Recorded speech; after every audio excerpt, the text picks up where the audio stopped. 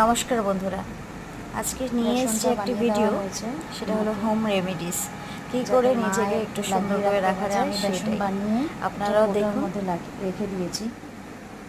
সবসময় আমি করে হয়তো তুলতে পারবো না, ওনাকে দিতে পারবো না টাইমে টাইমে, তাই বেসনের সাথে একটু মধু, একটু দই, একটু সামান্য একটু হলুদ দিয়ে ওনাকে দিয়েছি যাতে উনি একটু লাগাতে পারেন।